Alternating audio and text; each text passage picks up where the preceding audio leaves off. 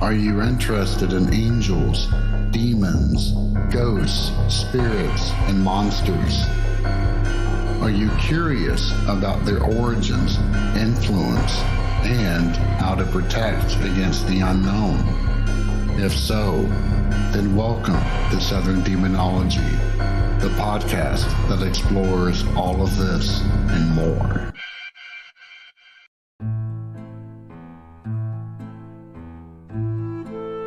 Hello all, and welcome back to Season 4, Episode 9 of Southern Demonology.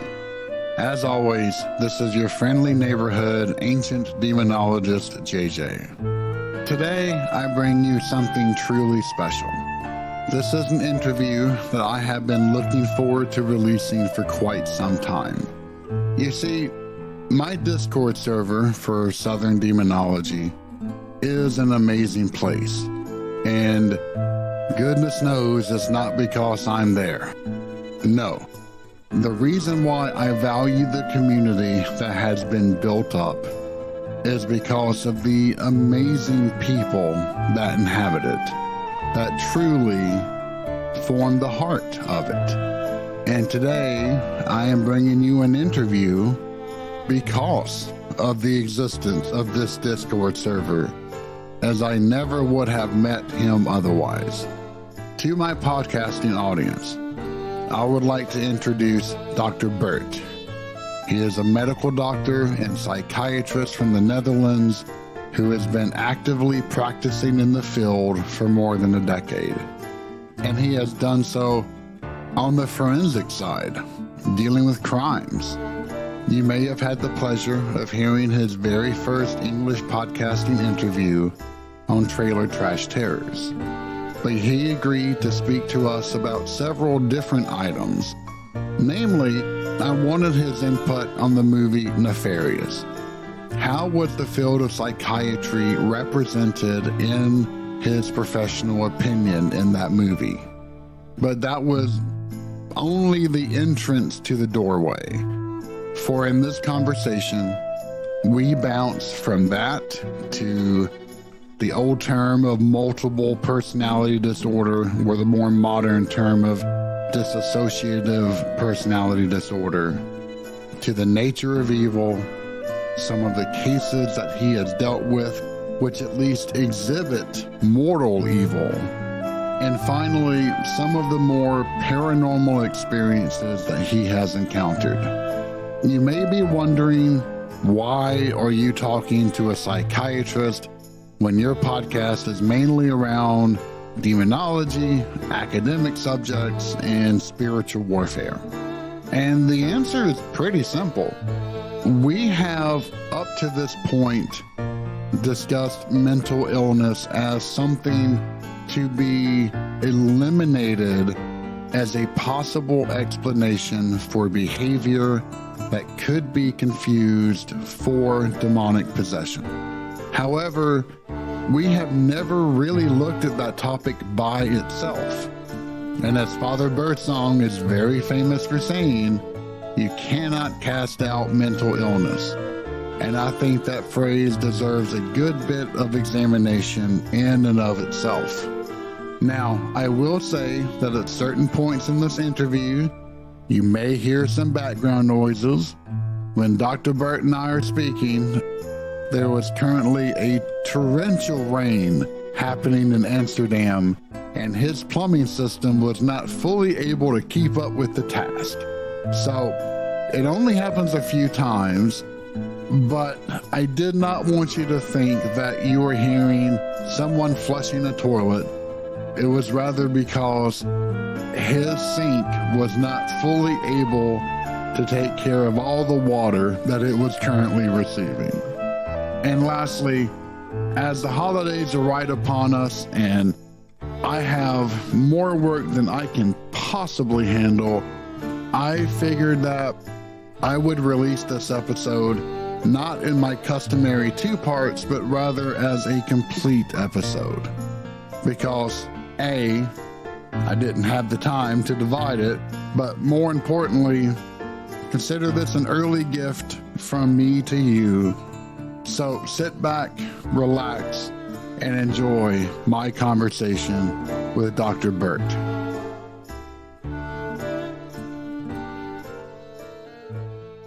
Hello, all. This is JJ, and you are joining us on Southern Demonology yet again. And today I have a very special guest, someone who is absolutely not from the U.S., which is a nice rarity for me. He has been a member of our Discord server for quite some time, one of the most active participants that we have, and is a mental health professional, which we have talked about mental health, especially in terms of rolling it out as a possible cause for demonic possession. And it will be fantastic to get a actual seasoned and educated individual's response to a lot of these types of questions. So, Mr. Bert, would you mind introducing yourself? Thank you, JJ, for your introduction. Well, I'm Bert. I've been, for 10 years now, been a psychiatrist in the Netherlands. The first 7 years, I've mainly worked in a forensic psychiatric hospital. And afterwards, I've had some different experiences, both with acute psychiatric healthcare and also with addiction. Wow. That does not sound like an easy type of position to hold.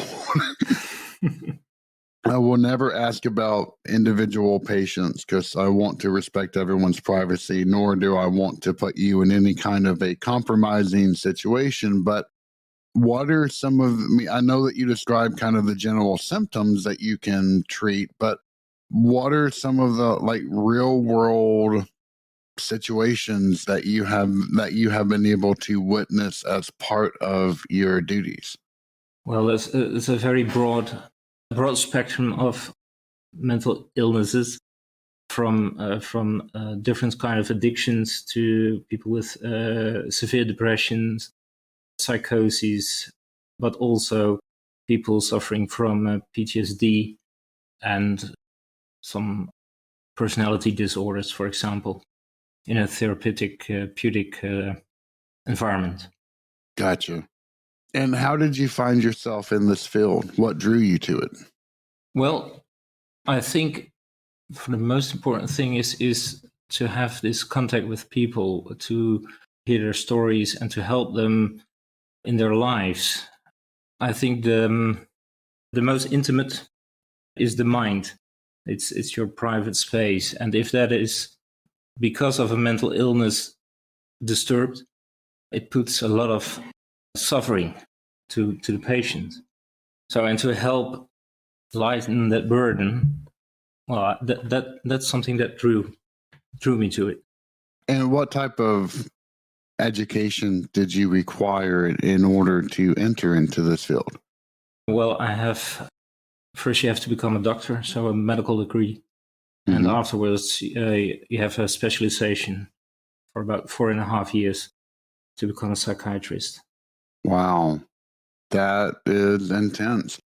Let me ask you, so you began listening to the podcast and joined our Discord server. What was the reason behind that? I have a broad interest in history and all kinds of things. So I was really looking for something with history and stories in it. Mm-hmm. And I came across Southern Demonology. So I wasn't looking to summon demons or something. Or I hope no one does. And I like to read. Sometimes I like to read Stephen King's, and well, there's a lot of supernatural in there as well. So I thought, well, I'm going to give this a try, and it was only a half-hour drive. So I looked for an episode which took about a half hour, and it was the episode in which you told us about your experience in Japan, mm-hmm. about the dream you had. And it was night, and I was driving at home, and you were telling it in such a way that I got shivers all over my body. Oh, and after that, I just started at the beginning, and I think, well, this man knows a lot about history, about languages, about other cultures, so that made me stay. You reeled me in. That tickles my heart to death. One of the things that in preparation for this interview was I had asked you if you would be able to watch the movie Nefarious. Were you able to actually do that? Yeah, I did. It was it was a little bit complicated because it isn't streamed in the Netherlands. So I to do some VPN trick and detour, and but finally managed to see it. I Fortunately. apologize for having to make you jump through those hoops. Oh no, no, no problem at all. I very much enjoyed the movie, and my wife as well. Oh, good. So, yeah, so you did enjoy the movie, but I really want to know from your perspective, what did you think of how they presented the field of psychiatry in that film?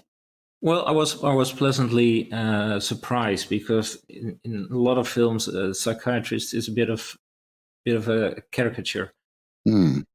This old man with a beard and such, And a pipe. yeah. or a psychiatrist that is also a bit unhinged himself. But how it started and how he presented it was very recognizable. Yes. I've discussed the movie a good bit. So there is, a synopsis in the very final episode of season 3. And then, at least as of this recording, you haven't heard kind of an analysis that Father Birdsong and I had done on this film together. One of the things that really bothered me about the film is that the psychiatrist comes into the jail cell very much full of himself and thinking that he knows exactly how the world works. But yet, in such a short order, he collapses. Like his worldview is completely changed. And rather than being the dominant force in the room, he becomes the subservient force in the room.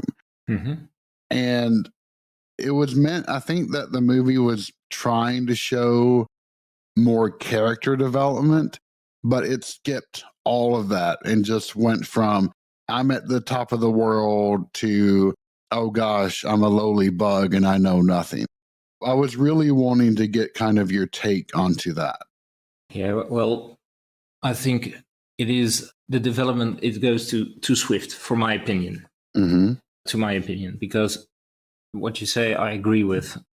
You expected more of a slower erosion of the personality, of his confidence. And if I recall it correctly, it was at the moment that he found the book, the notebook in which his entire past was written. Yes. That was a part that was not that believable, I think. Also, to me, he was also a bit of tempted. Of course, he was tempted by the demon to, at one point, to, well, let me enter, and yes, I'll let you enter me out of my free will. He was playing along with his patience, so to speak, and that's also something I think I would never do. Yeah, that's one thing I really wanted to get your take on this. Let's say that you were ever placed into a similar situation where you're possibly dealing with a patient who has delusions, and maybe that is combined with, I know it's the outdated term for it, and I don't know I can't think of the modern one, so you have to forgive me, multiple personality disorder. How would you go about approaching such an individual? Well, First of all, I think I would really have to take my time. If that is in my differential diagnosis, that someone has this dissociative identity disorder, Mm-hmm. you really have to take your time. But you also have to have a biography of what is this for a person? How did he develop? What's his background? And is it a logical story? Is it a logical development? Can you understand why he does certain things? And also, if there is this dissociative identity disorder, you should be very precise in this. And the way he was placed in a situation in which he had to finish his interview within a few hours, and he had only time for an assessment of one conversation, actually. Mm-hmm. And I would not like to be in such a situation that I'm really under such a pressure. Oh, I couldn't imagine. And also to a few hours before the execution, it's also for a patient. I think it's too late for a fair assessment. Gotcha. Yeah. Typically, I mean, how long would it take in order to come to an adequate assessment for such a condition? I know that there's no set amount of time, but I'm just curious. I mean, would it require hours upon hours of conversation in order to dig down? It doesn't have to be hours and hours. It depends. But I think you really should take your time also with the background, also with the biography, also with asking a relative, father or mother or a sibling about the patient, to make sure you look at it at different angles. Mm-hmm. And most of the persons who have a dissociative identity disorder have a history of trauma, often in childhood. And trauma can be broad. It can be also from abuse, physical abuse, but also traumatic hospital experiences when they had severe illness, for example. So there are can be different causes. Because that does seem to be the root of what causes that, right? The individual is unable to process whatever event sparked the dissociative personality disorder. And so it's a coping mechanism. Is that correct? Exactly. A person creates the different aspects of themselves. And these different aspects can be extremely different. There can be an aspect that is a female, while the person himself is a male, for example. So there is a very broad spectrum in differences. Wow. Okay. And I think that that's one of the other things that really kind of fascinates me, in that you deal with the mind on a day in, day out basis.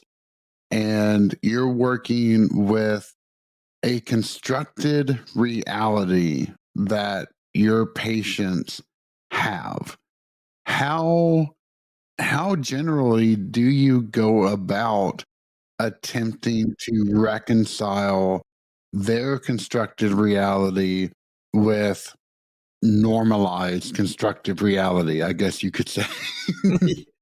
Well, it's the story of, or the narrative patient, and from that narrative you have to distill your own narrative in order how to help a patient. And of course, because I think the basis of giving mental health is having a trust.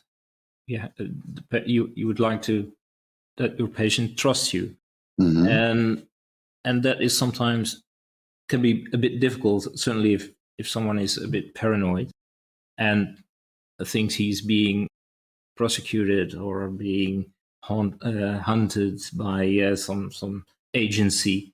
But I would never I would not play a game with a patient, or pretend towards the patient. Right. Or if a patient hears voices and I don't hear them, I wouldn't say, well, yes, I hear those voices as well, but I won't argue with them as there are no voices, because the person hears these voices as clearly as I can hear you. So that is the reality of the person in front of me. He hears the voices, or he sees things that I cannot see, but he is in suffering, or she suffers under these experiences, and I'm trying to help such a person from my profession, from what I've learned with therapy or with medication, or sometimes looking at the environment where a person lives, and perhaps changes can be made there. Yeah, because I mean, if you did play into believing that, you hear voices or whatever type of symptom that they may be suffering from, that seems like a really fantastic way to break trust. Exactly. And they could start asking you, well, what did they say? Or, what happened? And then you would have no idea how to respond to it. Yeah. So you have to create this safe environment, a safe space. And by doing it is listening to the patient, and of course acknowledging that they have these complaints. Some patients can be pretty confused or delusional, and you're not helping someone by adding oil to the fire or by trying to get you right. It is not, it's not a match. That makes total sense. Have you had to work with individuals who did have dissociative personality disorder? No, I haven't. Okay. Because that's pretty rare overall, correct? Well, I've looked it up as preparation also for this because I read about 1.5% or 2%, how you say it, prevalence. So it is not that uncommon. Only in the settings where I have worked, so in the acute, I've seen a lot of people with schizophrenia, and in the forensic, I've seen as well people with schizophrenia, with personality disorders, but none diagnosed with dissociative identity disorder. And that might be because they weren't there, or also it might be that we do not haven't recognized it as being this disorder. And that brings me, and I know this may be a bit of an uncomfortable question, and that's not my intent.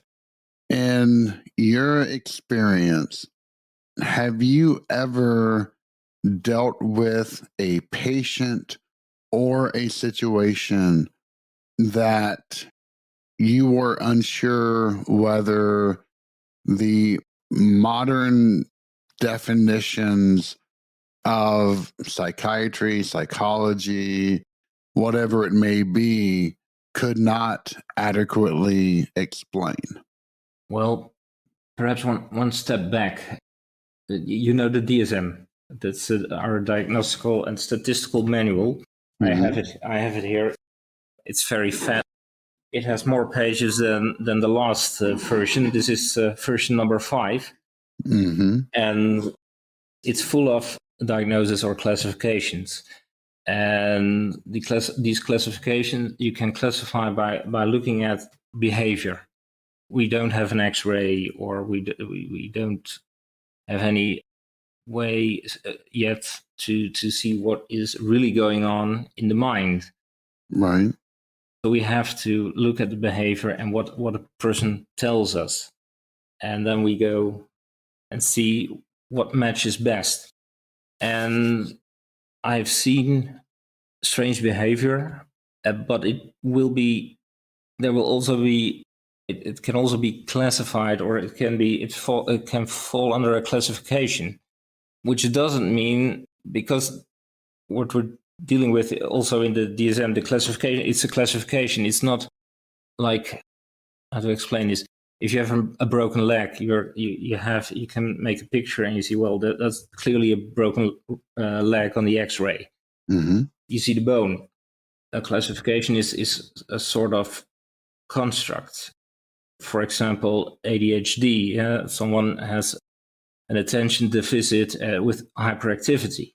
So you see these symptoms, and then you label it as being, or classify it as being ADHD, which you have to take care that it is also, we make this classification. It is not a thing. I don't know the English word, but you have to take care not to reificate it, to make it a thing. Mm-hmm. So perhaps a bit complex how I'm to explain it. No. I mean, that makes total sense. You don't want to introduce new things which may not have been there in the first place. The reason why I asked this is because there's one kind of Hollywood trope, I guess you could say, that exists when it comes to people in the mental health field who are dealing with anything possibly paranormal. Mm-hmm. And it is that there are obvious signs that something cannot be explained, but yet they will latch on to, whatever possible diagnosis which may kind of sweep it away. So there's that side of it. But then, and this is completely an uneducated viewpoint, so you have to forgive me for that. But when going through school myself, there would be quite some conversations around, I wonder how many people are currently in mental health facilities which are suffering from possible demonic influence. Mm-hmm. And these two questions always kind of seem to run in the back of my head. And of course, I have zero education in this front, so I am not qualified to go from either direction. But now that I have someone who obviously is, that's why I wanted to broach that kind of a question. Yeah. Well, I think there have been patients that did not react to medication, and they were severely ill with they had a diagnosis of schizophrenia, for example. Mm-hmm. They were very, very much suffering with. I can remember a man who wasn't able to get to the normal ward, but had to be kept in isolation the entire time.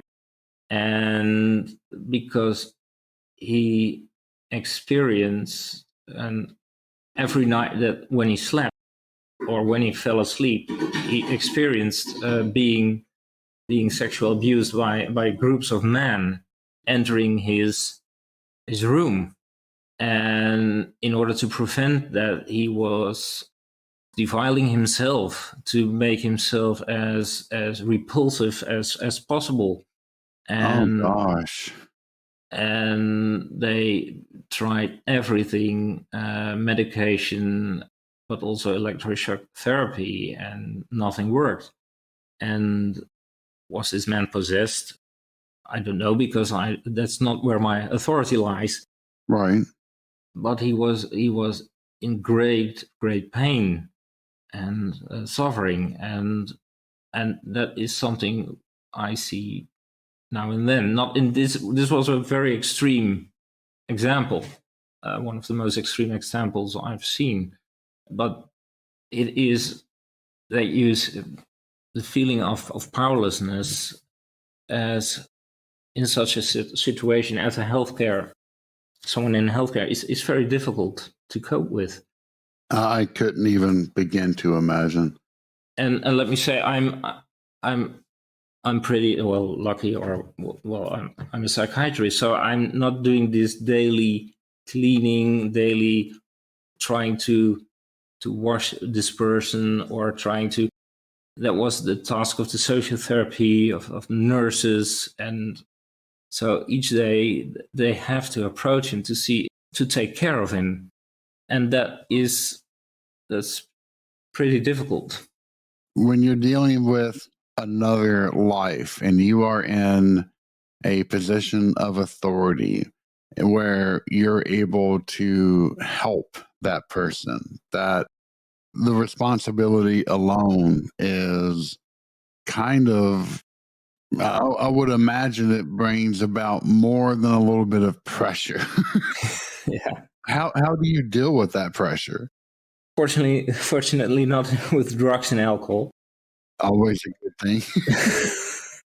No, well, fortunately, I have this wonderful wife I can talk with, and colleagues. We're talking a lot about situations, talking to each other, and being open what it does to you. I mean, it breaks your heart. And although the person, this patient in particular, was dangerous, really dangerous to others, it is tragic to see a human being reduced or by such a suffering. And I think that's what is one of the challenges, certainly in forensic psychiatry, is to keep seeing the person. Yes, the person was convicted, had done most of the time something awful, but are also in some way a victim to a mental illness, and you hope that to help them in such a way that at one point they can return in a safe way to back to society. Over the years, have you found it easier to distance yourself from these situations and your patients, or have you found yourself becoming more empathetic? I think the latter. I'm very wary of becoming callous to these kinds of situation. And one of my first jobs was an intensive care unit in a general hospital, and I worked there. It was also, for me, it was, I saw daily these people lying there on tubes and with all the machinery around it, and it becomes part of the furniture almost, because Right. it's your daily, and a part of it. It's also a good thing that you're not constantly aware of where you are, and that you're swept away by it. But each time relatives visited patient, I saw how they looked at their relative, how they looked at the patient, and also certainly when they came for the first time, sometimes the shock in their face that there were so many tubes and lines and whatever, that was the day, those visitors and this situation was a great lesson for me, to say, well, I should very much take care of not becoming insensitive about this. And I know, unfortunately, there will be colleagues that cope in that way. Yeah, and I know that it is a common conception that as people get older, their world does tend to collapse and become a lot smaller.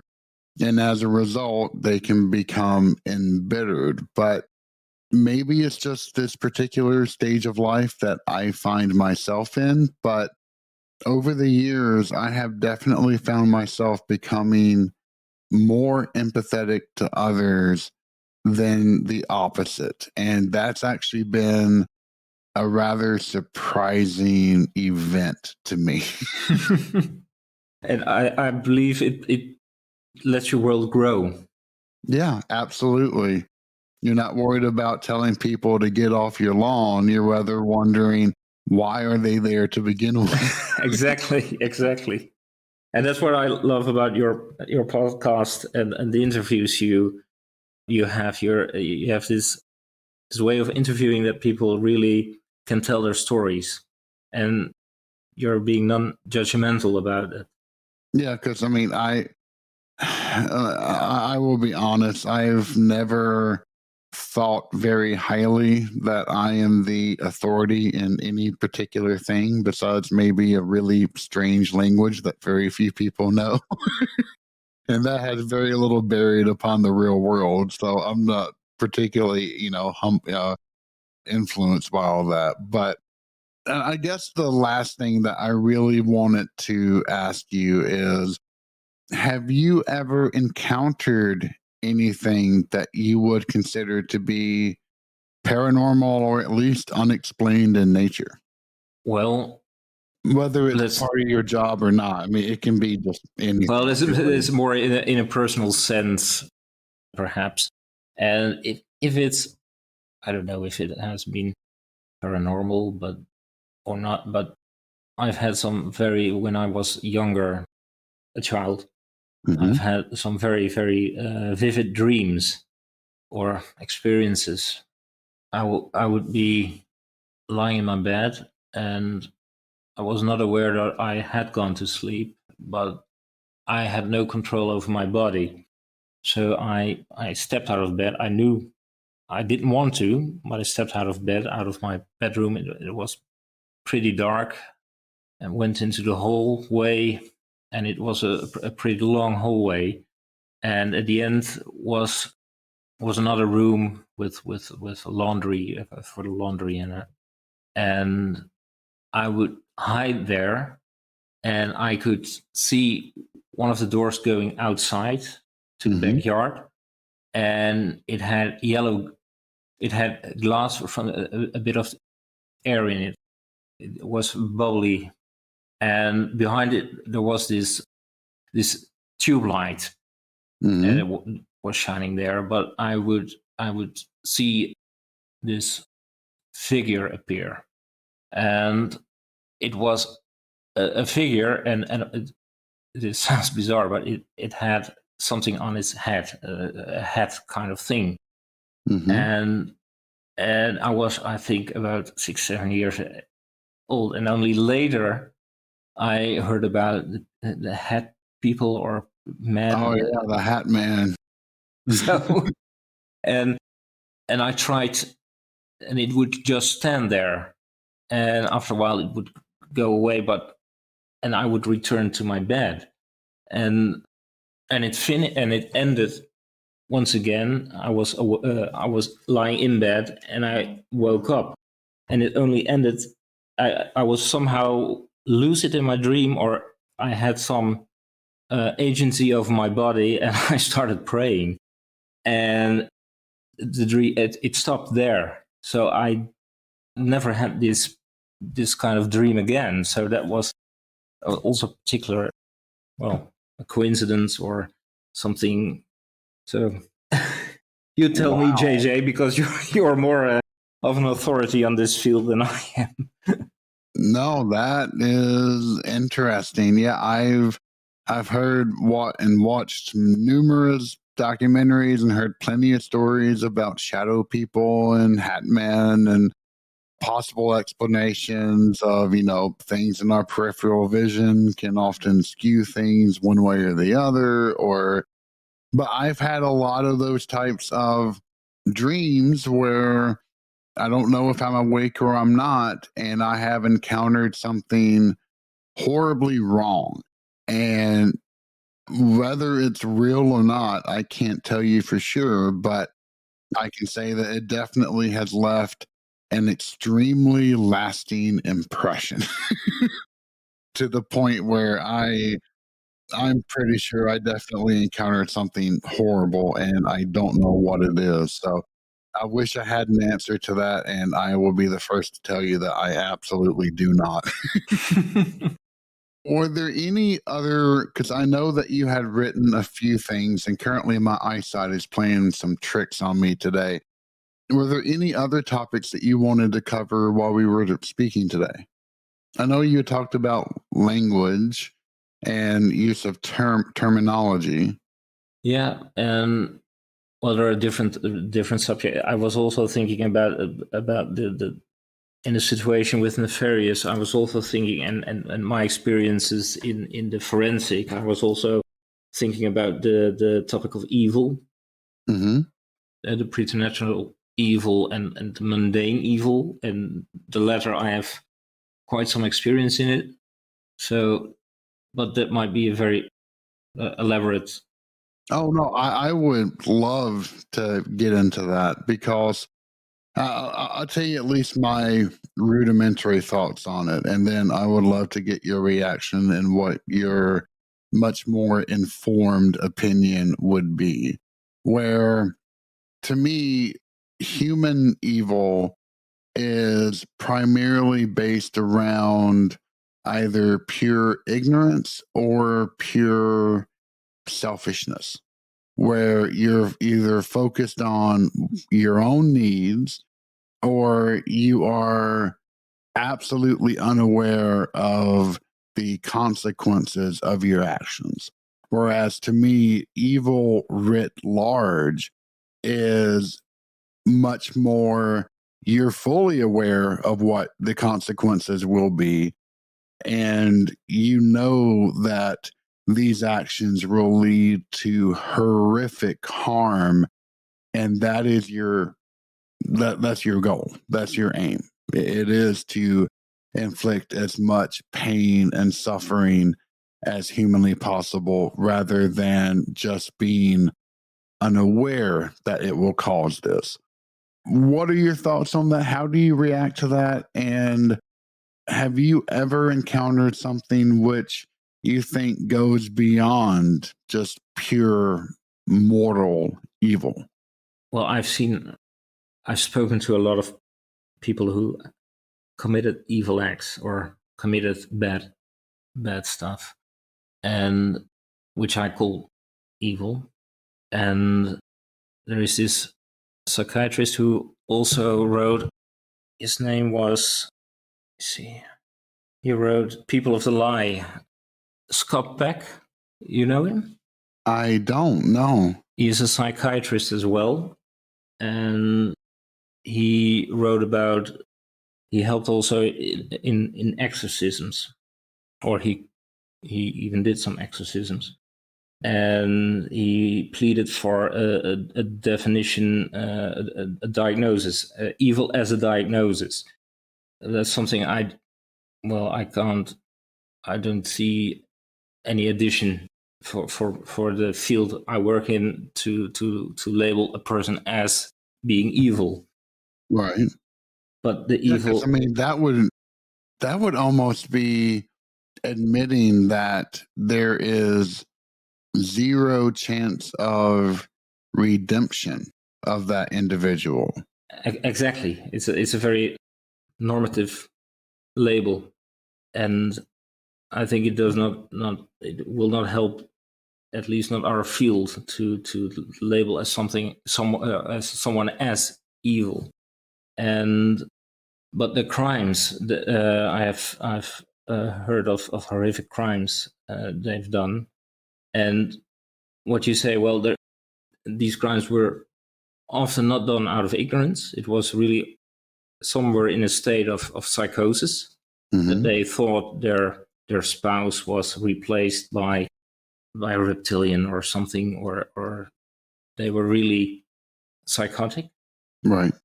But I've met, and I find it difficult to talk about this, but because there are not many, and if you're talking about real, what for me came closest to real feeling real evil was this man, and he really got under my skin, and it was a man who was convicted of abuse with his children. Oh gosh. And he was married, got children, abused them, got divorced, had another relationship, married again, had children, and he abused them again, systematically. And he was, I talked to him, and he was telling me that he was a different person because, well, he was into Christ and he was redeemed and all that. But he was also very angry at his spouse because she had informed the newspaper about what he had done. And he was so angry about that. He told me, I asked him, well, you had two marriages, two families, and both families, your children. Why did you do this? Because I can't imagine why someone would do something like this. Yeah. And he said, well, I was married. I say, well, there are different ways to if you, but not your children. I mean, pornography, there is everything. Prostitutes, not that I don't want to condone that, but why your children? Well, he said, well, I couldn't go to a prostitute. I couldn't go pornography because, well, I'm married and you can't do these things if you're married. And it baffled me. And I was really speechless after he told me this. He wasn't joking. He was that serious about this. And I would be baffled too. Oh. well, in the end, I was not able, because my daughter, she's 10 now, so it's quite some time ago, but she was just born, and I felt I can't help this man. I can't. There was a time that I wouldn't see myself able to kill someone, but after my daughter was born, I think that changed. Absolutely. I wasn't able to help this man, and asked a more experienced. He was a kind of mentor to me, experienced psychiatrist, and he took over. And he later, we talked later, a few years later, we talked about this man, and he said, well, I've had the same problems as you did, and this man was in where he was in this high security facility, had been able to smuggle and get his hands on extreme pornography. So I think he won't see the outsides of the facility again. I hope not, at least. I would pray so, especially if he can be kept away from children. That would be for the best for everyone involved, I would believe. Yeah, and throw away the key. Yeah. Well, this is perhaps a bit too dark for. No. I mean, this is unfortunately this is the reality of our world, and to be able to discuss these types of things, while I'm definitely not into true crime or anything similar to that. I mean, these things happen, and really, when we are dealing with the topic of spiritual warfare, this type of darkness is exactly what we are fending against.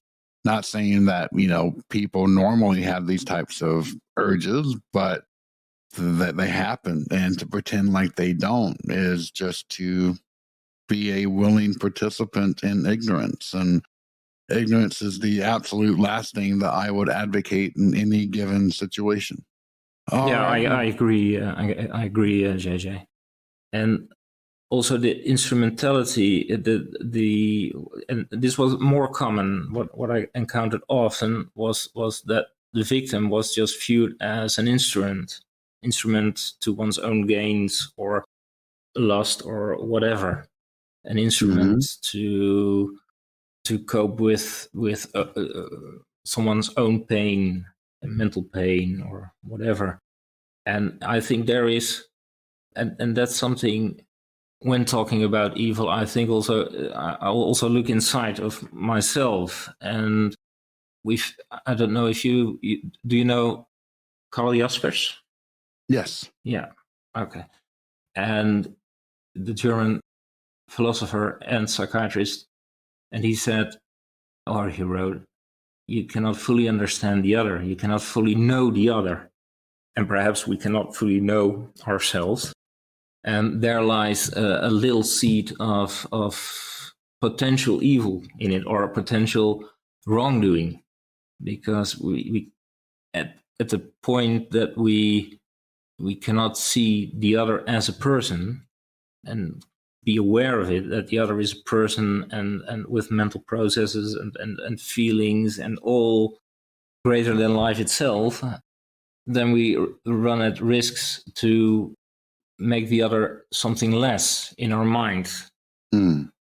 And that's, now we're getting to the language part of it, because here in Holland we are, and I'm not sure if it's in other countries as well, but at least in our mental health institutions, managers tend to talk about production, and with productions they mean the time you spend together with a patient in a room, helping a patient, and they call this production. And they will address the healthcare people work that they have to increase their production or make sure their production is in order to get enough money. And there's a bit of a cynicism in this, because at the point that you're talking about production, the view I have in my mind is about a factory, when you stand behind some sort of a conveyor belt or trying to produce as much goods as possible. Right, exactly. And it annoys me, or it really, it pains me as well, that this kind of language is being used in a context where it is adamant that we really try to understand the other, to understand their problems, and not view them as production or whatever, but Right. as people, as persons. Yeah, because I would imagine that, I mean, you're dealing with an individual's life and how they think and how they perceive the world. It's not something in which a questionnaire is going to be able to give you ready-made answers for. No. And actually, that's one other thing I wanted to ask you about. You know, the first time that I ever read, and I think it was in his book, Stephen King's It, where he described an individual who had zero empathy. It was a person who just could not understand that other people were people. The only thing that mattered to this boy was himself, and that's the only thing that they understood. And that was a revelation to me. I'm like, there really could be individuals like that.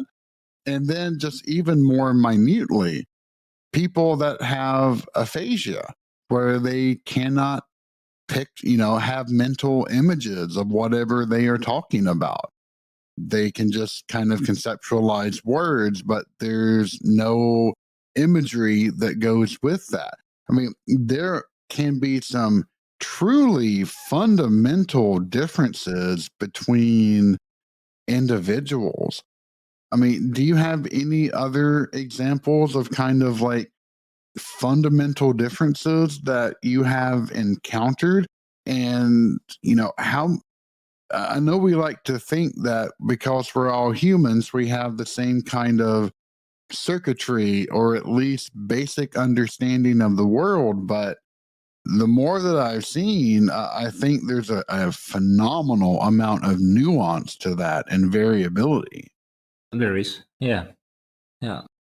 Perhaps that's I'm trying to think of an example, because what you were telling me, there's the inability to feel empathy, and to, well, of course, I've spoken to persons inside the facility in the mental hospital as well, that they are, although they they have been convicted of was this person in particular. He had been convicted of killing a very young child, 4 years old, 5 years old. Oh. And he had stabbed him with a knife, and he kept on saying to me, "Well, no, it wasn't murder. It was manslaughter. I think it was an accident because he walked right up to me, and although proof told different, but he was not." Either he was not capable of seeing himself as being this who took a life. He wasn't able to cope with it, or he really was completely, at least he was really convinced it was an accident. I asked him, what were you doing in a school, because it was in a school, with a knife where you had nothing to do there? And he couldn't answer me, but there was no feeling of remorse, or there was no sense of I hurt the other, or it was very egocentric. It was unfair that he was now confined, and he had no notion in his head of what it would be for the parents of this boy, or none whatsoever. And this is what I encountered on a regular basis. Sometimes, I spoke with people who were mentally, how you say it, with real intelligence. But in this case, that was so intelligence has not something to do with this. This was a complete lack of humanity.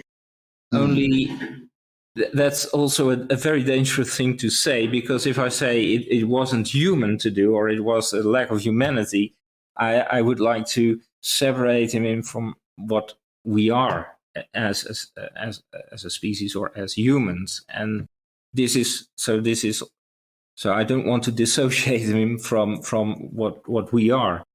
And that is shocking, that this is also human nature. Right. Yeah, and I would say maybe that is a defining characteristic of human versus preternatural evil, where in human evil, yeah, the acts can be absolutely atrocious, whether on an individual or, I mean, in the case of World War II, a genocidal, scale. However, I think to the person who has committed those atrocities, they are still the hero of their story.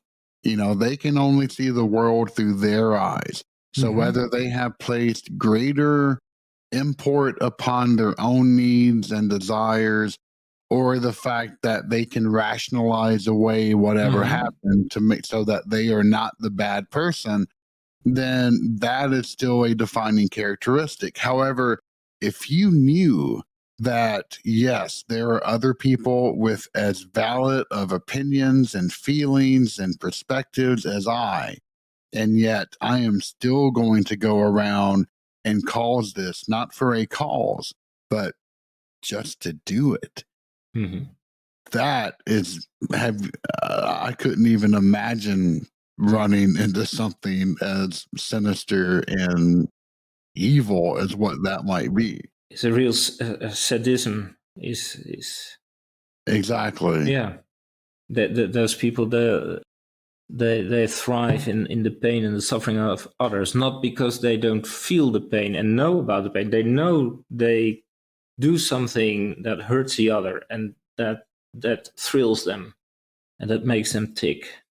Well, I think at some further point, because I would like to get into the nuances of language at some point, whether it is, Wittgenstein's language games or just postmodernism in general. I think that we could have a really amazing conversation around that. But unfortunately, we are out of time for today. Mr. Bert, this is his second ever, at least to my knowledge, podcast appearance. He was actually first on Victor's Trailer Trash Terrors, and that is an amazing episode. If you have not listened to that or to that podcast in general, highly recommend you to do that. But yeah, this is Bert's second appearance. Is there any particular site or media that you want to sponsor or to advocate for that in which you appear on? No, no, I don't know what for, because you have mostly American listeners, so I'm not. Oh, and that's fine. That's no problem at all. Bert, thank you very much for sharing your expertise, your experience. It has been a highly illuminating conversation, at least from my perspective, and I cannot thank you enough for your time. You're more than welcome.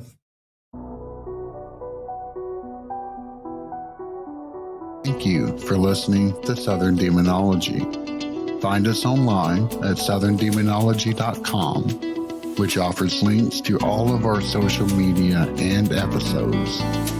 Southern Demonology is solely owned, produced, and edited by myself, and the intro and outro music are composed by me as well. If you have a moment, please rate, like, and share this podcast, as it is the best way to help support my work. As always, I am JJ, and it has been a pleasure to speak to you today.